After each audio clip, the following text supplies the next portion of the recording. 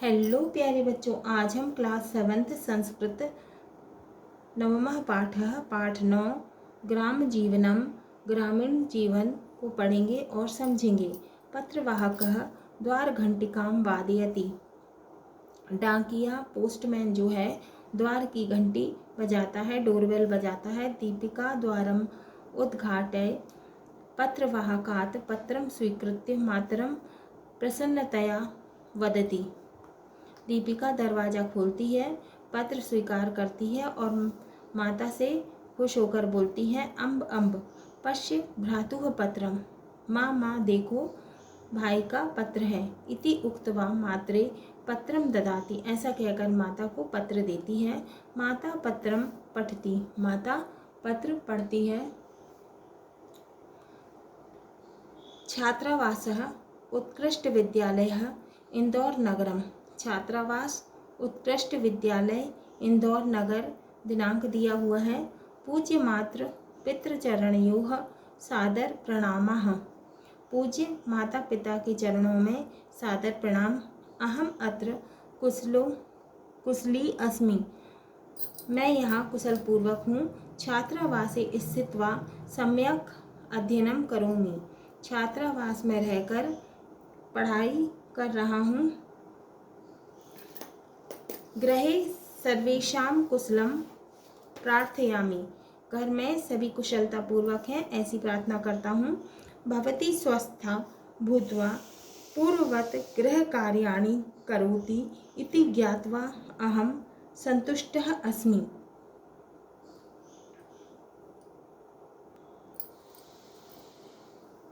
आप स्वस्थ होकर पहले की तरह घर का कार्य कर रही हो, यह जानकर मैं संतुष्ट हूँ। मासिक मूल्यांकने भगिन्याः प्रथम स्थानमेव स्यात् इति चिन्तयामि। मासिक मूल्यांकन में, मासिक परीक्षा में बहन का प्रथम स्थान आए, ऐसा सोचता हूँ। अहम विगत सप्ताहे अस्माकं विद्यालयस्य छात्रैः सह मिलित्वा रामपुर ग्रामं भ्रमणार्थम आगच्छम। मैं पिछले सप्ताह हमारे विद्यालय के छात्रों के साथ मिलकर रामपुर गांव घूमने गया था। तम ग्रामं दृष्ट्वा अहम अति प्रसन्नः अभवन्। उस गांव को देखकर मैं बहुत प्रसन्न हुआ। ग्रामं पारितः कृषि भूमिः गौचारण भूमिः विभिन्न वृक्षाश्च सन्ति। गांव में खेत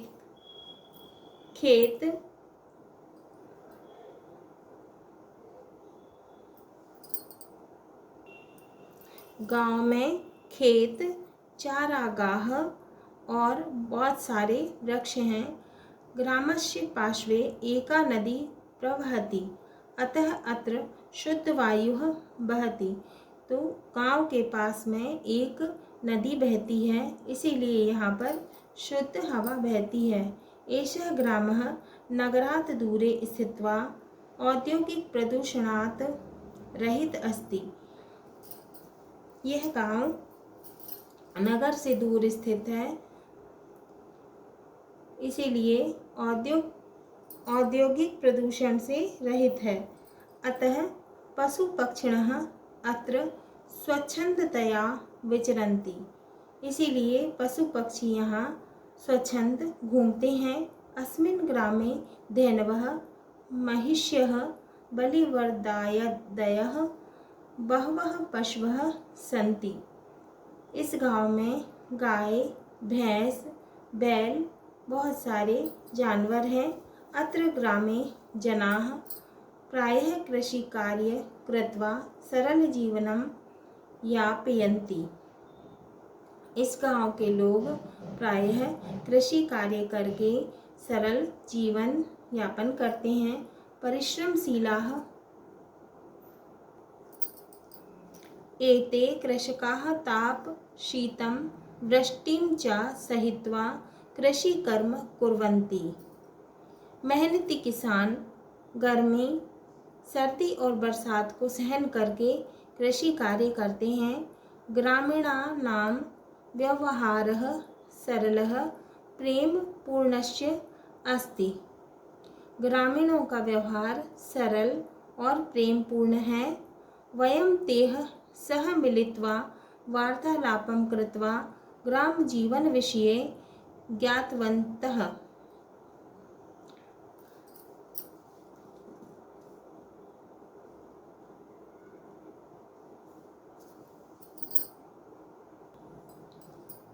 हमने उनके साथ मिलकर बातचीत करके गांव के विषय में जाना। तत्र प्रभुतं दुग्धं दधि नवनीतं हरितशाकानि उष्णस्निग्ध रोटिकाश्च खादित्वा हट्टम् आगच्छाम।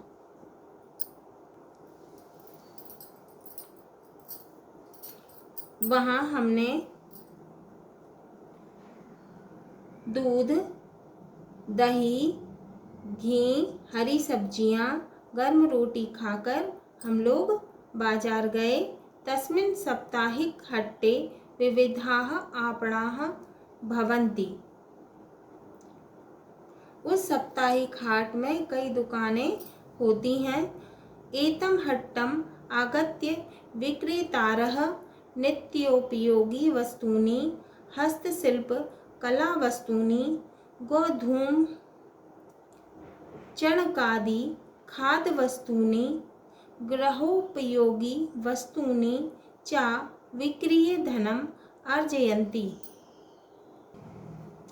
इस बाजार में आकर बेचने वाले रोजमर्रा की चीज़ें, हस्तशिल्प कला की वस्तुएं, गेहूं, चना आदि अनाज व घरेलू चीज़ों को बेचकर धन कमाते हैं।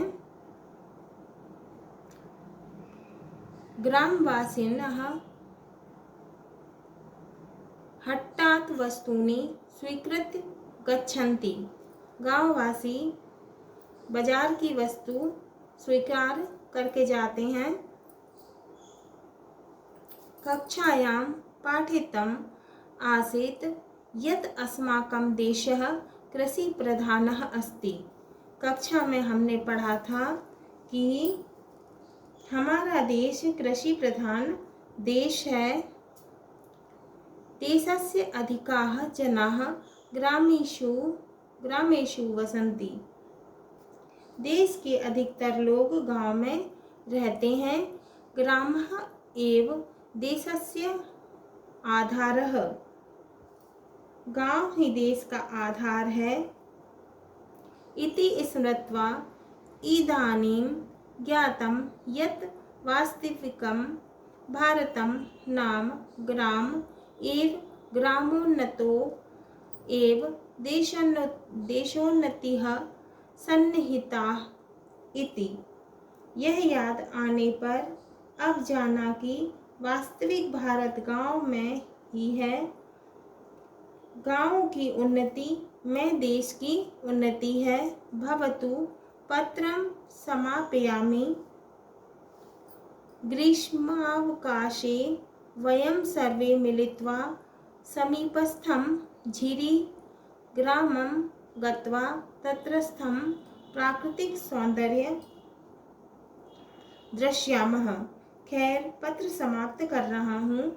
गर्मी की छुट्टी में हम सब मिलकर पास में स्थित झिरी गांव जाकर वहाँ के प्राकृतिक सौंदर्य को देखने वाले हैं। तस्य ग्रामस्य इदं महत् वैशिष्ट्यं यत् प्रायः सर्वे जनाः संस्कृतेन एव भाष्यन्ते।